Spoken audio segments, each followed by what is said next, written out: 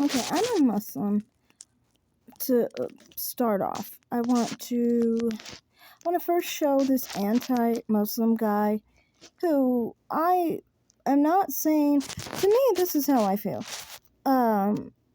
People don't believe in Islam sometimes. Some people are not Muslim. And I don't have anything against that. My thing is this. It's a cultural thing, and it's also the idea that certain people hold certain beliefs based off of findings that don't even have to do with the Quran. But we'll get all into it. I'll start with the first part, the first guy. I was contemplating. The person who invented a religion raped a 9-year-old girl. When you talk about rape, I don't know where the idea of rape came from, but let's talk about marriage. So, now, starting off, this guy is like a lot of other people in the Arab, I guess, world, or the, that type of culture or something. Like, they seem so scary to me. I'm just saying, being completely honest, as a Muslim, they seem very scary. Why do they seem scary? Because you just said that you think that sex with a 9-year-old is not rape. You don't know where rape came from with the guy saying that someone had sex with a 9-year-old. You don't know how that's rape. People like that, they're dangerous. If they think that there can be in some circumstance it's okay to have sex with a 9-year-old, they shouldn't be allowed in regular society. Definitely not in our regular society. You want someone walking around in the U.S. thinking that it is okay to have sex with a 9-year-old as long as it's in marriage. It doesn't matter what scenario it's in. A 9-year-old is never supposed to have sex. It is rape. Anytime anyone has sex with a 9-year-old, it's freaking rape. Like, I'm freaking tired of these type of people. And it's not even, like, I'm a Muslim. It's not even that is actually true. These people, these Arab people, or whatever he is, he may be black, I'm not sure. But whatever his ethnicity is, those people of that ideology and culture who believe in child marriage, they put the lie on Prophet Muhammad, peace and blessings upon him, saying that he married a 9-year-old. Actually, matter of fact, married a 6-year-old and had sex with a 9-year-old. That's what they lie about. And it doesn't say that in the Quran. It doesn't say that in any regard. So, specifically what it says in the Quran is that you aren't supposed to have sex with children. You can't have marriage with children.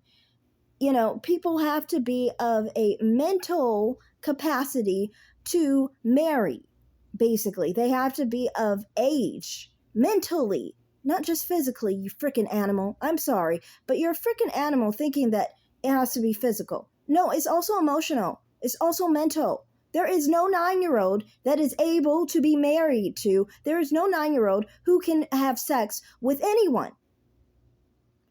So, starting off, go ahead, let this person When we talk about this, we know the first thing that we'll have to discuss, it is not a creedal issue. Whether Aisha radiallahu anha was whatever age she may have been, it does not affect the Islamic belief. Secondly, it is not mentioned in the Quran. There is no ayah in the Quran that discusses the age of Aisha radiallahu anha when she was married. Thirdly, it is not mentioned by the Prophet ﷺ, but Aisha radiallahu anha says that she was betrothed or given in marriage at the age of 6 and married at 9. And there is a hadith in Sahih Muslim where she mentions she was betrothed at the age of 7 and married at 9. And then we have other weaker narrations from the story. And so that's what I'm saying. It's specifically the Hadith that is saying this. It's not specifically the Quran. The Hadith is bullshit, okay? The Hadith is bullshit. The reason why the Hadith is bullshit is for several reasons, but this is an important reason. Because the Hadith actually contradicts the Quran. The Quran specifically says that you cannot marry a child. You can't marry a child. That's illegal. That's not a part of the religion. That's a sin to marry a child. It's a sin. And then they go and say, oh, it's okay because the Hadith, which was made in 200 years after Muhammad died, that somehow that's going to have to do with Muhammad. That is going to be specifically what Muhammad did in his life, when none of these people who wrote the Hadith even knew Muhammad. Prophet Muhammad, peace and blessings upon him. None of them even knew him. It's obvious in their, it's not in their religion, it's in their culture.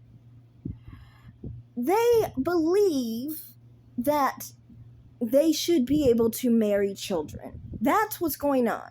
And there's a lot of things that Arab people include in their religion, and I'm putting my hands up, by the way, as that's really a part of their culture. Like, for example, the moon.